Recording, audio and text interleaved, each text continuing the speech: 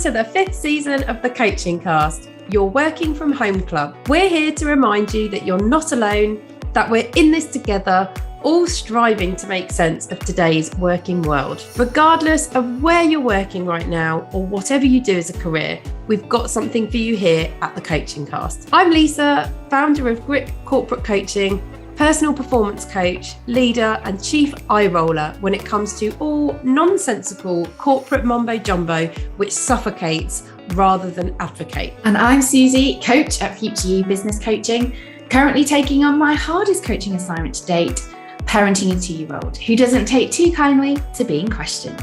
In this podcast, we explore all the things impacting you, our CBBs, at work right now, presenting different topics each episode, which we will discuss with some special guests along the way, sharing ideas, hints and tips for you to take away and try for yourself, as well as having a few laughs, of course.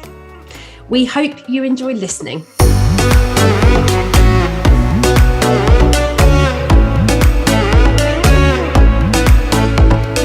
Today, we're discussing goal setting and how to do it for yourself and for your teams if you manage others. So stay with us and enjoy. So before we get into today's topic around goal setting, how have you been, Suze? Hello. Yeah, I'm good. Thank you. I am fully back with all my podcasting pro equipment. So if you listened to last week's episode or watched even, you've seen that my mic packed up and gave in, was like, I've had enough of this podcasting lark. I'm done. You can use something else. So I had no equipment last week, but I've got a brand new mic for this week. So hopefully I'm sounding really clear, really on point in terms of the volume. I can't promise in terms of the content, but certainly in terms of the sound quality, hopefully a bit better this week. So yeah, got some new tools to help me today. Yeah. Good. Well, I'm glad you're back in full force. Thank you. Brand new shiny mic, courtesy of Amazon and a 2-year warranty. So I'll take that. I will absolutely take that. Excellent. But no, apart from that, yeah, all good. Thank you. Just been kind of working, parenting, but I actually I went out, had quite a social weekend actually. So saw a couple of groups of friends. I feel like I ate quite a lot of like not great food and drank quite a lot of wine, which probably wasn't ideal either. So yeah, a bit of a heavy weekend, but it was really fun. Went into Manchester on Sunday and met my friend Julie, and we went to this brilliant bar in Manchester city centre called Albert Schloss, which is near Spinningfields. I don't know if any of our CBBs have been, but on a Sunday they have brilliant live music, so it's a really good place to go for quite a soulful, fun kind of Sunday session. So yeah, it was really fun, really good vibe, something a bit different. So sounds awesome. I don't know Manchester at all. I've been a couple of times, and it doesn't matter how many times I've been, I still don't feel like I know Manchester, and it's so big to me, and it's always changing as well. So every time I go, I don't recognise it. So I know we keep saying, especially now I'm back in the UK, we need to have a Manchester weekender, I think. Yeah, definitely. You need to like show me the bright lights of Manchester, especially this place. I want to have a Sunday session at Albert. You would love it. Sounds ace. Yeah, you would love really it. Cool. And there's also, so we've been going there on a Sunday for about, it's actually been quite a long time. Not every Sunday, to be clear, the occasional Sunday, for about maybe like 4.5 years, quite a long time. It's kind of where we always go. And they have a selfie booth downstairs on the entrance to the toilet. We've never actually been, but this Sunday we decided we were going to go into the selfie booth. Oh my God. So I need some lessons from your Dubai friends. I'm telling you, the pictures were awful. Oh, I was going to say, you're not going to share them with us. No, I am not going to share them. Sweet. Like, I actually was laughing. We came out, I was actually laughing at how horrific they were. Like, it was so funny in terms of we have not mastered the perfect selfie style, that's for sure. Yeah, I think they were just like, who are these two? Like, 'cause it was full of quite young people. I think they're like, who are these two middle-aged people who cannot figure out how to take a selfie? Yeah, hilarious. But yeah, I don't think I'll be going back into that selfie booth anytime soon. That's for sure. But yeah, no, it was really good. And also this week, I have to mention this because obviously at the start of this new season, there was a lot of chat about Dubai following your recent trip Yes, there was. to Dubai. Well, I am absolutely obsessed with the brand new series, which is The Real Housewives of Dubai. I'm currently watching it on Hey You on Amazon. I think you can watch it on like other channels. I feel like I know loads more about Dubai because of our conversation. I've never been. I've never experienced it for myself, but I'm well into it. I am like obsessed with where they go, what they do. Oh, I'll have to watch their houses, what they're wearing, the cars they drive. Absolutely. Like, their lifestyles are like on another planet. And then they're like having a glass of wine in like a place. And I'm thinking, I bet that glass of wine's like 25 quid. I can pretty much guarantee it will be. Yeah. At least. So I feel like you've given me this kind of like additional insight to help my viewing of The Real Housewives of Dubai, which I wouldn't have had before. So thanks very much for that. But yeah, I'm totally obsessed with it. I need to check it out. I wonder if they've been anywhere I've been, where I'll be like, oh, I've been there. And I can see places that I've been to. Yeah, you need to go to Dubai. I think you'd like it. I know. I need to get it on my list and see if we can make it happen. Again, maybe we just do a podcast from there. Who knows? Who knows? Add it to the tour. The tour. Yeah, I know we've got a couple of places on there, and the list can just grow and grow. But we'll have to see, make it happen. Yeah, exactly. I've grown it further. So anyone who actually does watch our podcast regularly will see that my background has changed yet again. So I landed in the Cotswolds and recorded from there the last 2 episodes. But today I am in my dad's office, Robin Terry's office in Kent. So I've come down to Kent to spend some time with the family. And this is my dad's office, which some of you, if you even watched the episode in season 2, I think it was, when we did our Father's Day specials, we did talk to Robin, and he was sat here. So I'm sat in the famous Robin chair. You're in the hot seat. Nice. I'm in the hot seat. He's got a proper like office wheelie chair, and he's put some wooden flooring in here at some point. This wooden floor was not here the last time I came to this house. Oh, but house reno. Yeah, but I mean, you can just like literally like scoot around everywhere on it. And he's got his laptop set up over there, and he's got his desktop sat here, so you can like scoot between the two. It's very professional. Well, when you were talking about it before, I was thinking, I was like, why does she go on about this like wheelie chair and the wooden floor? I was thinking, this isn't like very high tech. Like, this is not new. No, I've just realised I have exactly the same setup. I am also on a wheelie office chair and have a wooden floor. Yeah, wow. So this is why I was like, I don't know why this is like big news. Oh, because I never sat in, like, all the chairs that I sit in they're not office chairs. They're you know, whatever chair's lying around. It's kind of chair. So this for me is a real like this has got a high back. It's very well supported. I think it's the most comfortable chair I've sat in to do the podcast. Amazing. Well, I'm also, maybe we'll just start wheeling around. If we kind of disappear off and get a bit further and further away, you know why? I'm like, I want to scoot off over there a minute. Try not to get too distracted while we're recording this podcast. We're like focusing on the screen. So yes, so I am down in Kent with family, and it is June, and something we haven't mentioned yet for the month of June recording is the fact that June is Pride Month. It is, and there has been lots of Pride celebrations going on across the country already, and I think they're going to continue. So I just wanted to acknowledge that here and now and say Happy Pride Month, everybody. Happy Pride Month, CBBS. Happy Pride Month, CBBS. Yeah. So lots going on. I know there are a few of you who I'm sure will be celebrating this, and lots going on for it. Lots of celebrations, lots of activity on my social media chain, which is wonderful. I'm seeing lots actually this year around supporting inclusion and diversity, so that, which is really great to see. So pleased to see it, and long may that continue. Long may it continue beyond June. June. I agree. Having to have a month to celebrate it. Yeah, totally. Everything I might add. We love to do that, but it's about celebrating it all year round. So happy Pride Month to everybody. The podcast will return to the Cotswolds next Tuesday. So I will be back there. How long for, we don't know, but it will be back there next Tuesday. So that's good to know, Lisa.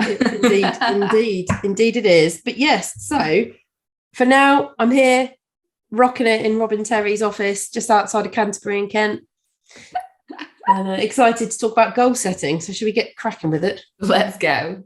before the phone rings, because I am in my dad's office and the phone has a tendency to go off. And yeah, I heads up to anybody. Apologies for that. My dad is walking around with the handheld to see if he can quickly grab it and stop it. But yeah, we've got landline issues. We've got landline issues. We've only just started. So yeah. Quite. So bear with us. Bear with us.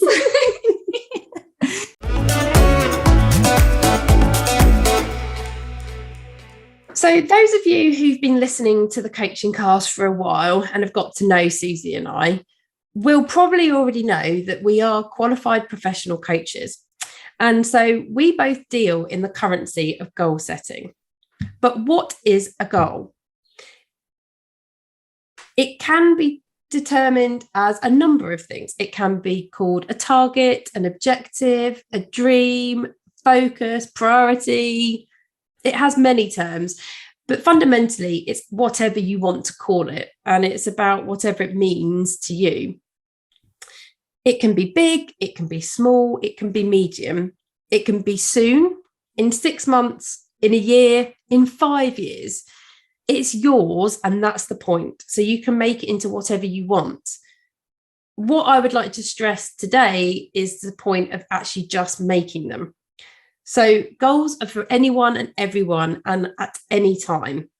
So I've taken a quote out of Lewis Carroll's Alice in Wonderland to bring this to life a bit more. And that is as follows. Would you tell me, please, which way I ought to go from here? Well, that depends a good deal on where you want to get to. I don't much care where. Well, then it doesn't matter which way you go. If you don't know where you want to get to, then how do you know which way to go? And that's generally why many of us don't get anywhere. So goals are important, or whatever you'd like to call them. And today we're going to talk about how you actually set them. So Suze, what do you think people find difficult about goal setting? Yeah, so this is a really interesting topic and slightly controversial in what I'm about to say, because given your intro there, we are both professional qualified coaches. So, and I love what you put there about how our currency is goal setting. It absolutely is. But actually, controversially, I don't particularly like the word goal. And in my experience of coaching people find that term quite overwhelming.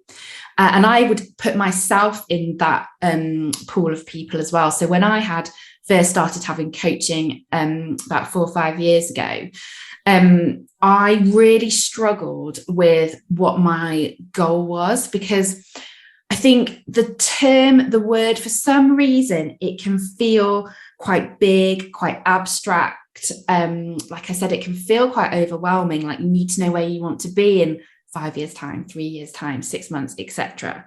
And a lot of the time, like, people don't really know what that end point is that they're aiming for. And actually, when you throw kind of the word goal into it, it then becomes even more kind of cumbersome and a bit more like harder to unpick and identify. And that's just based on my own experiences and that of kind of working with quite a lot of my clients. So I think it's such a big word, and it is quite emotion evoking that some people find it quite difficult to just start, to your kind of point in the intro. But actually, once you've kind of made a start and you get on a way around actually, how can I make this work for me, which I know we're going to come on to shortly, you kind of find a rhythm in it, and it does give you that kind of destination, that endpoint, which you can then build a plan from. But a lot of people get hung up on that one particular word, and I would include myself in that as well. What about you? What are your kind of thoughts on it? Yeah, I think you're totally right in terms of the power of the word. And I think this is true about language anyway. And it is something that as a coach, we are taught about and we are encouraged to explore with individuals, which is the language that means the most to them and that supports them, and adopting that as wherever possible. Because I think goal can be daunting and intimidating as a word. I know I've had mixed experiences with it over the years, and it has always depended on what kind of headspace I'm in. you know, if I'm feeling really motivated, excited, energized, actually goal to me is totally fine. I feel fine about it. But if I feel the opposite, it just feel like, if I'm already in a space where I feel challenged, maybe even a bit stuck, it just adds to that to me. It feels too big and too impossible. So I do think it's a really interesting debate to have. And yeah, I like the fact you say it's controversial, because I think in all my training, I mean, we've always talked about goals and the GROW model that coaches use. GROW, I mean, G stands for goal. But what I will say is that I think all the teaching I've had has always encouraged the exploration of language and finding words that best suit individuals, which every good coach, in my opinion, should strive to do, because it's about supporting the individual you're working with to achieve, and to achieve as efficiently, effectively, quickly as possible. So you want to help get them in their flow. And I think that's where language comes into it. But what I will stress is, just because you find the word difficult doesn't mean you can avoid doing it altogether. Because I think that's counterproductive. And it's so important, I think, to have a focus, a target, a dream, whatever you want to call it, whatever works for you. I know dream doesn't for me. It makes me just feel a bit sick inside, but that's me personally. But that's my point about language. Because then it does give you a real, I think it gives you a real connection to knowing what you want. And from that, everything else follows. And I think you can feel confident that you're on the right path, that you are working towards, you know, achieving what you really want. And you get so much momentum and satisfaction from that, I think, and learning. Like the whole process to get there, you learn so much. So I do think it's important to have something to focus on. Agreed. I think having that destination in mind, and in a place where you've either written it down or you can refer back to it, because we actually ended last season, our last episode was on reflection. And actually that's really important in the process of reflection, is that you then have something to reflect back on. However, whatever you want to call it, to Lisa's point around language, whether that's an outcome, a goal, a vision, a dream, maybe not. Dream just makes me think of like going to sleep, but that doesn't make me feel very energized. Like maybe I just am dreaming about having more sleep, maybe. I don't know. But anyway, that doesn't work for me either. No. I mean, each to their own. Each to their own, absolutely. But the intention is about having some clarity for yourself in your mind around where you're heading and why you're heading there. And so I think, you know, certainly if you look on social media, so like on Instagram, for example, there are a lot of kind of like coaches out there, maybe quite high profile, some not as much, but they use got the word goal a lot. And I find in some instances it can be quite intimidating, that you need to have like really big, massive goals. Like I'm going to start, you know, wanting to earn like, I don't know, £1 million a day or something ridiculous. Do you know what I mean? Like it gets banded around a lot, I think, on social media as well, especially Instagram, with certain accounts. And so then that puts like a heaviness to it, like a weight to it, which I think sometimes can also be quite off-putting as well, because you think, God, I'm here and I've got to get to there. Like this goal needs to be like life-changing or big or totally. Massive. Yeah. And that actually comes on to the area that I wanted to talk with you about next, which is, what do you think the common mistakes and misunderstandings are about goal setting? Let's stick with the terminology of goal setting for the sake of having to keep saying goal, dream, vision, objective. You get the drift. You get the point. You get the point. You get the point, CBBS. We're saying pick a word that suits you. So if we're saying goal and you don't like it, just mentally replace it with something else every time one of us says it. But yeah, what do you think are the common mistakes and misunderstandings? Because I think that's one of them that you were just talking about there. Yeah, that you kind of feel this pressure that it has to be life-changing or huge. And that, you know, you need to have loads of them as well. Like they need to be like multiple goals. That's not necessary. Like, if that works for you, then fine. But actually, you don't have to. There's not like a rule that you need to have like 5 or 6 big life-changing goals. Like, all of a sudden you want to like throw your job in and, I don't know, retrain to be a doctor or something. Like, that's huge. That's massive, like life-changing. We're not saying that. They can be as small as, my goal is to, for example, I don't know, for me, learn how to record this podcast on Zoom and download it properly, which has happened today. I feel confident you're going to nail it today. I feel like you're on track.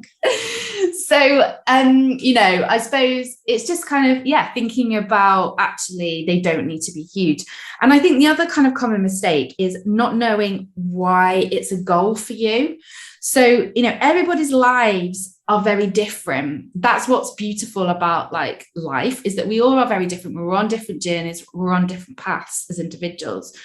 What we're good at is different. What I'm not as good at versus somebody else is different, et cetera, et cetera. So actually, if I set a goal, then I need to know why I've set that and how it links to my life and what I want from my life. And I think sometimes a lot of people, certainly in my experience in my coaching work, people set goals sometimes, and then when you start to unpick them and you kind of say, well, right, why have you set that goal? Like, tell me a bit more about the kind of context for that. They can't actually articulate it because they feel that's what they should be doing. Yes. Okay. Interesting. For various reasons. Yeah.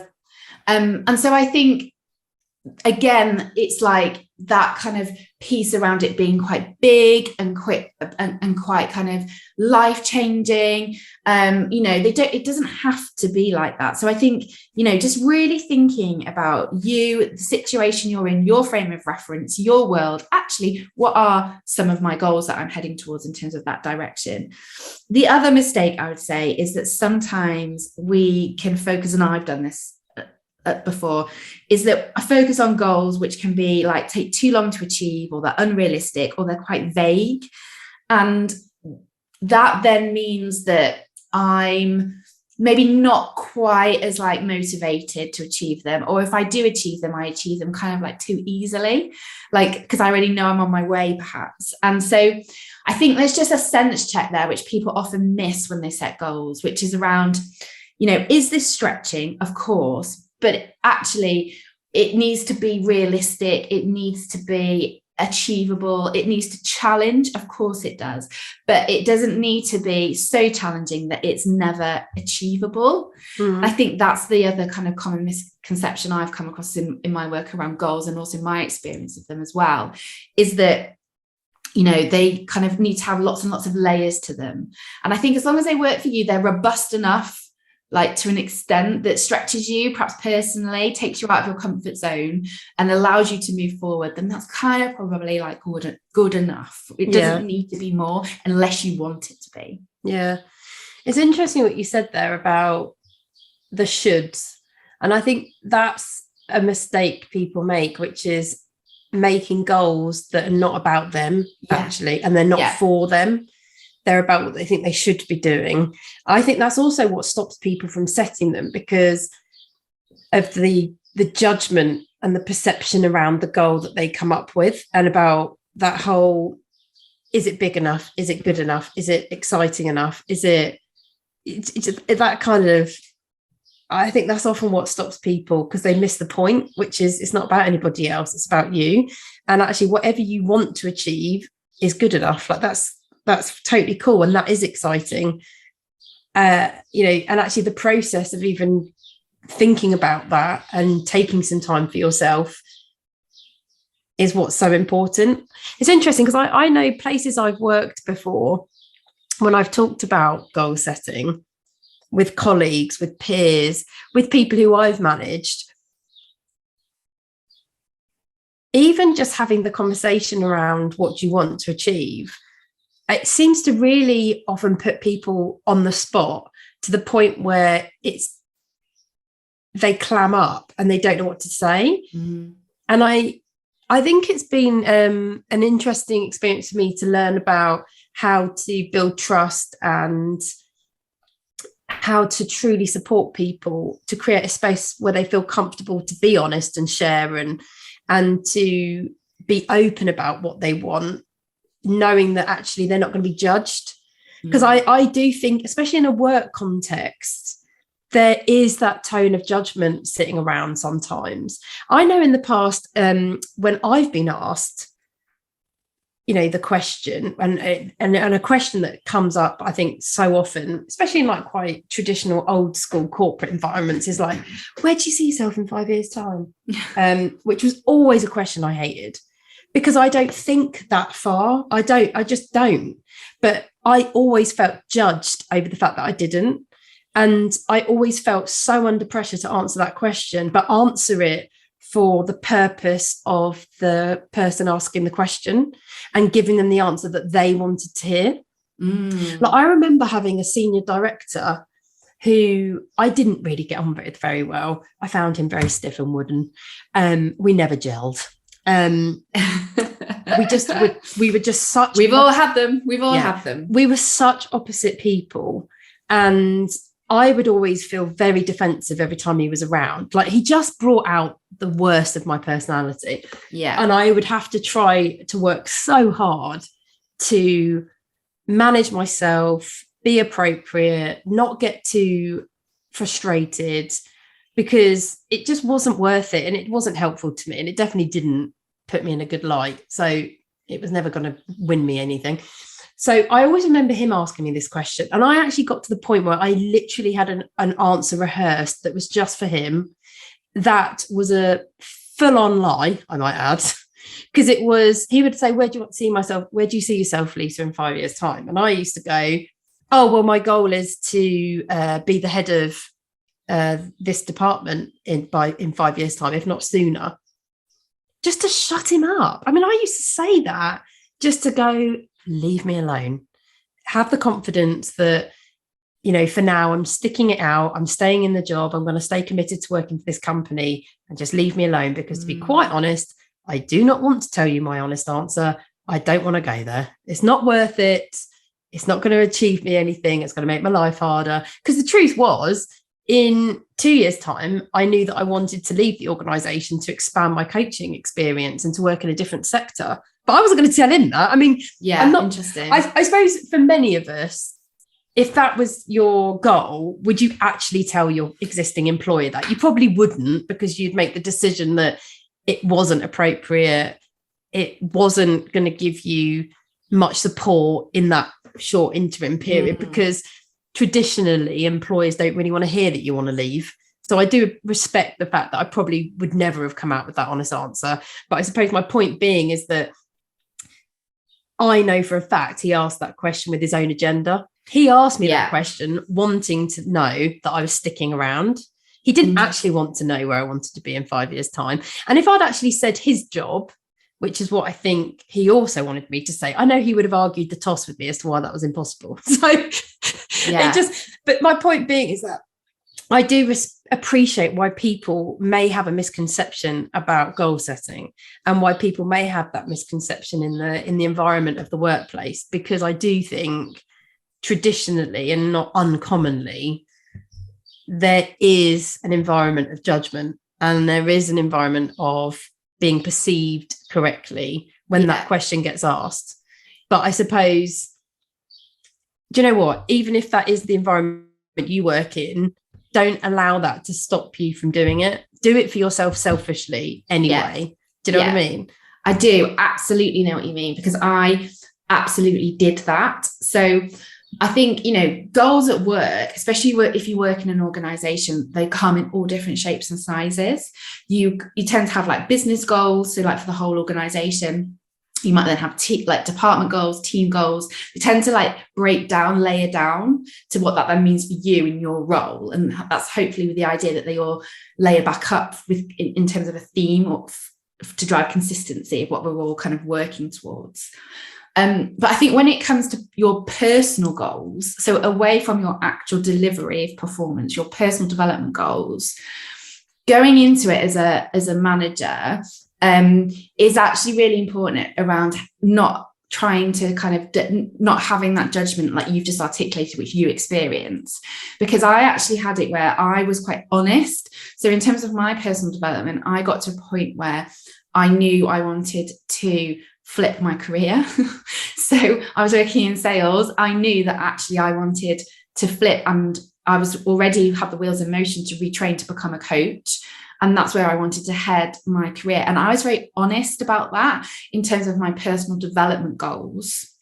And I certainly had experiences, probably both. So similar to you in some instances, where certain line managers or people in the organization, when I articulated that, found that had judgment against that, because that's not what they wanted to do or what they were interested in, or why would you want to go and do that? Like I remember somebody once said to me, like, why would you want to train to become a coach?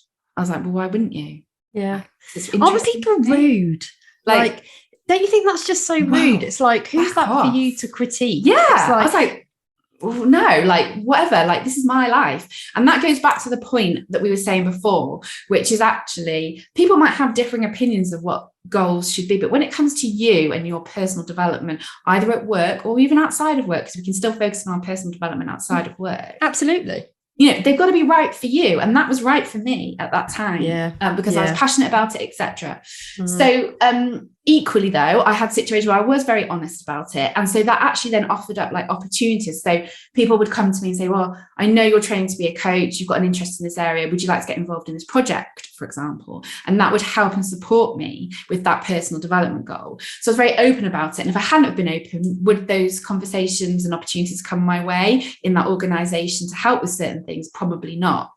So I think if you feel comfortable enough and you've got that relationship with whoever you're talking to, and there's that trust there, I would say like it didn't ever hold me back being open about it. But there are certain instances and certain relationships where it will, in terms of like your story, for example, where you'd rehearse, because actually you're like, I just don't want to get into this with you. I don't trust you enough. I don't have that like relationship with you, and I can't frankly be bothered. So I'm just going to tell you what you want to hear and we'll move on. But I'm sure there was other people where you didn't do that either. Yeah. But I think you're right to say your goals are about you. They're for you. They're not about anybody else. So be confident that whatever you're determining to be the things you want are the right things, because they're coming from you. So trust in yourself. And I think you're right to call out, share them and be open where you feel you can be and where you feel it will benefit you. But I do think it's always something to bear in mind, because absolutely, I mean, we're talking about this in a work context, but actually it's true outside of work. Your family members and your friends, they do love you, but they may not always give you the advice you want to hear. They may not always support you in the way you want, because for all good intention and purposes, people don't always say the things that are helpful to us. Absolutely. And I know as entrepreneurs, I personally haven't experienced this, but I do know others who have, whose family and friends, they love them and they want to support them. But what they don't appreciate or understand is why those individuals have gone out alone and left comfortable, secure corporate careers, good salaries, lots of benefits, to take the risk and go it alone. Yeah. Now, I was one of them. I have experienced this. Like many a family event, barbecue, etc., where someone's been like, oh, so you left your corporate, well-paid, high-position role with all their benefits to like set your own business. Oh, wow. Like, but with a wow with a bit of judgment there, not a wow as in like, high five, whoa, you did it. You followed your dreams. Like, yeah, exactly. No. Yeah. And a lot of entrepreneurs do talk about this, which is actually your family members love you, but they're not always your cheerleaders. And it's about recognizing what the benefit is that you get from every relationship you have in your life. And if you are missing a certain relationship that actually would be really supportive of you in your goals, go find it. But don't allow the absence of it to deter you from doing it. And of course, all of this conversation we're having, everyone's circumstances are different. We all are in different environments. We'll have different places of safety, acknowledging all of that. But I think, it's about identifying what you want in the first place and being clear about that to then drive you around the actions you're going to take and what you need to support you to do it. But to begin with, you've actually got to know what you want at all. So, what can our CBBs do, Suze, to help themselves identify, articulate what they want and set goals more easily? So I think the first kind of sense check to yourself is actually just ask yourself, like, is a goal helpful to me right now? Because like just bringing together what we've talked about, for some people that word might not be right. So actually, if you need to flip the language, do it. Like, that's fine. And I do that quite a lot. So like for me, I would flip it to a question around like, what's my ideal outcome, or what's my intention? And I find those two questions a lot easier to answer than like your example where your manager said to you, like, where do you want to be in 5 years time? Or what's your goal? Like, I just find I get overwhelmed by that. It's too big. For me. So like those two questions can really help you just decipher it down and look a bit more like short term, medium term, and then you can make it bigger if you want to. It's absolutely fine, and you might find those easier to answer. So that would be what I'd say to just help you kind of get on your way and make it a bit easier. And then the other thing I would just say is, if you can, try and put a measurable part to it. So it's very easy to have quite like big vague goals. I've certainly done this with my use of kind of goal setting.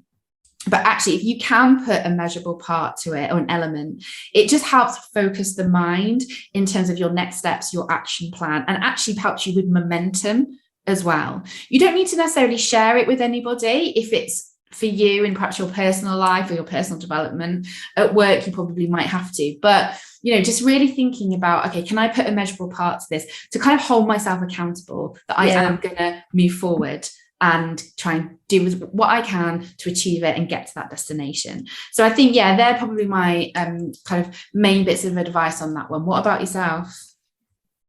So I think, to add to that, I think it's the process of sharing it with someone else. Because I think, to build on what you literally have just said about accountability, that's what helps you to be accountable, is once you share it with someone else and make them aware of it. Because then as soon as you've articulated it, you're starting to make it real. I think all the while it is inside of you, even if you've written it down, it's just within your space. And I think some of us are definitely better at this than others around holding ourselves accountable. And I think if you know that it is a challenge for you, so for example, if you've got something in mind that you really want and you've wanted it for a while, but potentially you haven't started, I would challenge you to tell someone. And in other words, find like an accountability partner who can check in with you about it and see how you're getting on. But this comes back to what Suzy and I've just been talking about, which is identifying someone who you trust and you feel comfortable with, who you can share it with, because I do think that helps. It just helps make it more real, and they can then ask you about it. So I think that's the only other thing I would add to it. So that's for our CBBS. And I think if any of you who are listening manage other people, I think everything that Suzy and I have discussed today is relevant for you as a manager as well. And I think it's really taking into consideration those points we've made around language and how you can support your people to better connect with what they want and to create much more effective goals by thinking about the language that's being used. And I think it's thinking about you yourself, how are you supporting individuals and creating that open environment where they're able to explore what they want and their goals without judgment. Is there anything else you would add, Suzy, to support our CBBS who manage others to create more effective goals with their people? Yeah, so I would say, based on my experience of leading people, I used to split the conversation, into two separate parts. So the first part of that conversation, I would talk a lot about the business, the organization, the team, or the performance goals, whatever you want to kind of call it. You might need to talk about all of them. And actually, I'd set a context around why they are needed before we even got to what those were, because a lot of the time they come top down. You don't have a huge amount of influence on defining what those performance goals are. So actually there's a step there about actually why those goals are important, so people buy into them, because they are going to be pushed to an extent. So you need to kind of be really clear around, these goals are needed because actually of X or Y. So for example, these goals are needed because actually the business objective is to move forward in this area. And so this is how it links to that. So kind of just create those connections to that bigger picture of how some of those performance goals link in to the business kind of mission or vision or success, whatever you want to kind of call it, or strategy. Because actually when you make those connections, people will buy into it more and they'll see how their role adds value to the bigger picture. And that's really important. I would then move into the second part of the conversation, which is a lot more about that collaboration, that discussion, that two-way conversation, which is about that person. So I, always start with a question, for example, like, what does success look like for you? Or what do you really want from a personal development perspective, or from your career, or however you want to kind of frame it. But I think focusing in on that person and having a joint two-way conversation where you just ask a lot of questions to prompt that person's thinking, to help them start crystallizing, formulating some of their more personal development goals, is really, really important. And there's quite a distinction between the two parts of that conversation. So that's what I would say, is really getting into the nitty-gritty of like, what do you want? And then I know, Lisa, you're a big fan of taking that a bit further, aren't you? In terms of the question? In terms of the question and saying, saying it again. Yeah, sorry, my Spice Girls moment. Yes. Yeah. So I think a great technique that I've learned is the question simply like, what do you want? I think is actually very simply powerful on its own. I think it can be quite thought-provoking for people, in so much as actually whenever I've asked it is the question that throws people. It's so simple, but it's so direct. And I think it can stop people in their tracks. And I think so it's about giving people space to then really think about it, put them on the spot. But I think what really helps to deepen it is it then saying, what do you really want? And then really getting into the Spice Girls routine. What do you really, really want? Because actually by the time you ask it a third time, you've really unpicked so you've said what you want, but what do you really want? And mainly because a lot of us, we're not actually very generous to ourselves. And when we answer the question, what do you want? We can be really conservative. Yeah. This isn't true for everybody, but we can be. And so actually, if someone is being a bit conservative, whether that's something you know of, whether you can sense it, whether you know that person well enough and their capability levels, and you know that they're holding themselves back, and you ask it, or whether you just give it a go and see what it evolves into when you ask it for people. But I do think ask what you want, what do you want 3 times? It can be really effective. I love really that. Effective. I love that. I think that would really work like well for me. Like I'm just putting myself in the position of being asked that question, because sometimes I can feel when people say to me like, so somebody recently said to me, like, what's your vision for your business? Like, what's your goal for your business?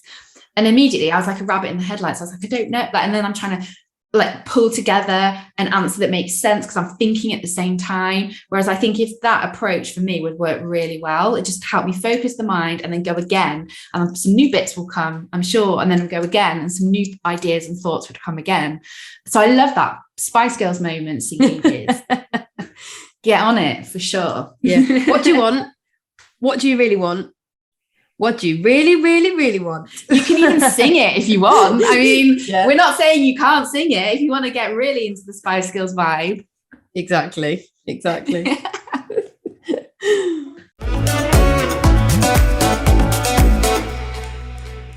CB Biz, it's now time for your favourite feature, Bullshit Bingo.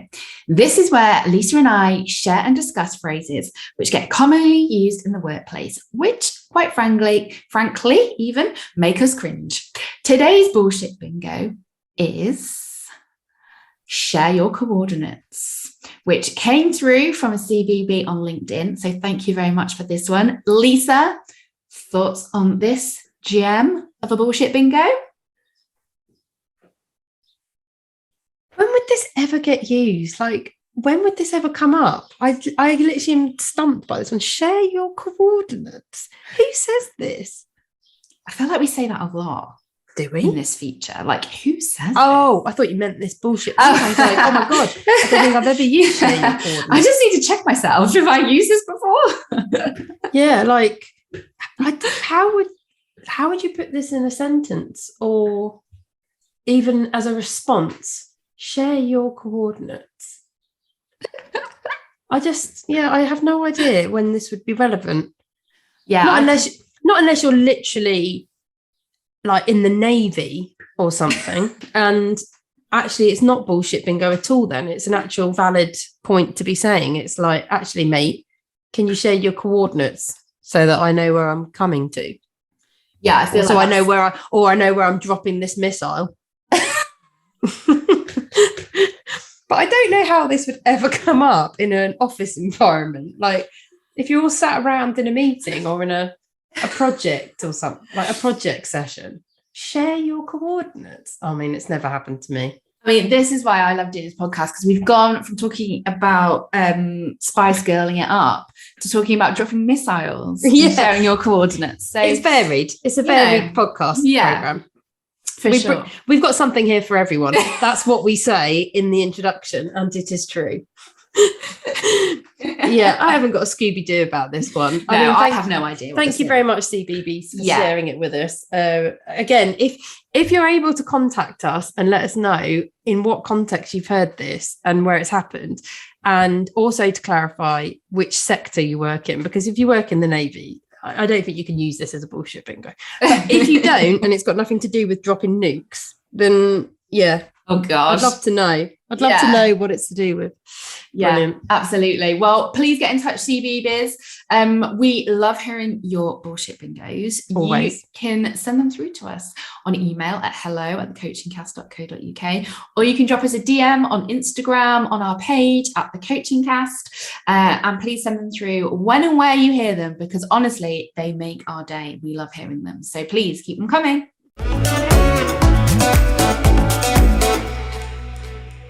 Today, Suzy and I have been discussing goal setting, or whatever you would like to call it, setting, because we've already covered the fact that goal may be a little bit divisive. So as I said, whatever term you would like to use it. So our tips and recommendation for you to give a go that we've talked about in today's episode are as follows. Number one is the word goal right for you right now? If it isn't and you don't like it, get rid of it. It's totally within your realm of capability to be able to do that. Don't let it stop you from setting your priorities, your goals, your dreams, whatever you want to call it. Intentions, outcomes. We've got a whole list of alternatives. Maybe we should post that up as a post at some point on Instagram. So just don't let it stop you from doing it. Pick the word that means something to you.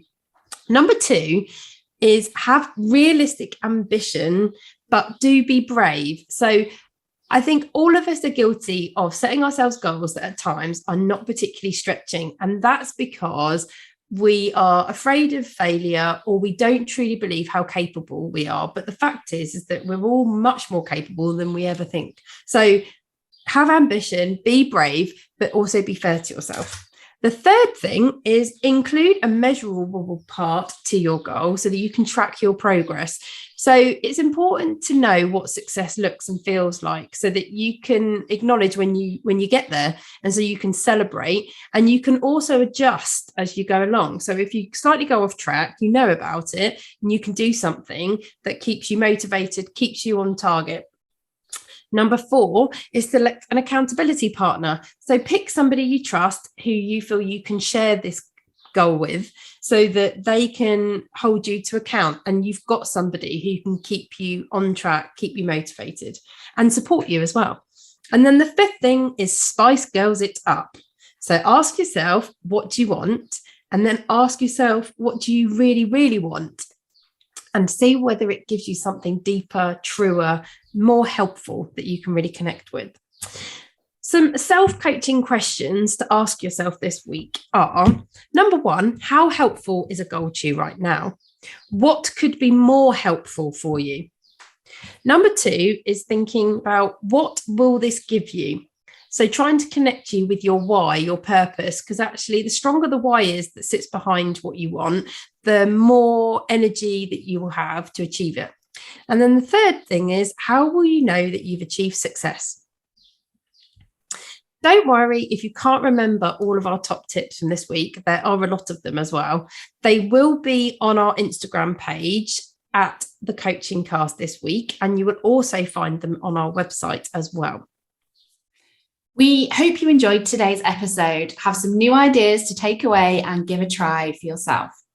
If you have any questions, thoughts, feedback, we love hearing from you, and you can contact us in 3 ways.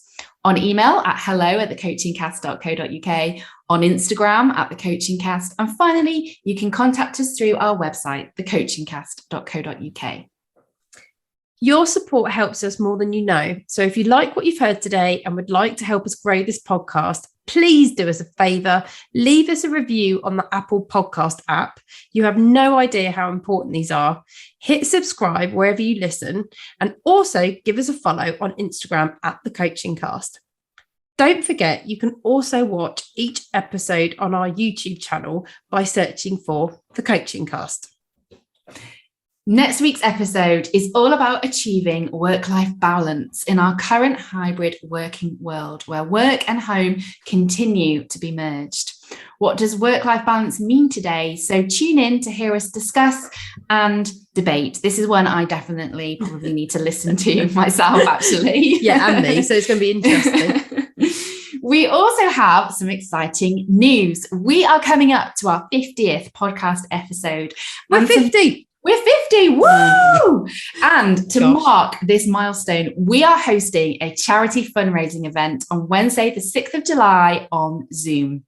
You can join us for a jam-packed, fun-filled event where we'll be talking all about how you can thrive at work. More details to come, but we will definitely be playing actual bullshit bingo.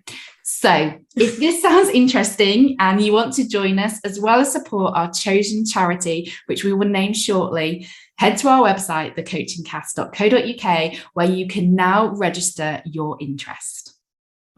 We both love music and use it to motivate and energize us. So we like to finish each episode with our personal song recommendation, giving you positivity and energy as you launch into your next meeting. It's my choice this week, and I've been inspired by today's episode and my favourite goal-setting question. So I've chosen the Spice Girls' Wannabe. Ah, classic. Some people are going to love that and some people are going to hate it. So that's going to be an enjoyable track on the playlist when we eventually publish it. So thanks so much for listening today, CBBS. Have a great week. And remember, you've got this.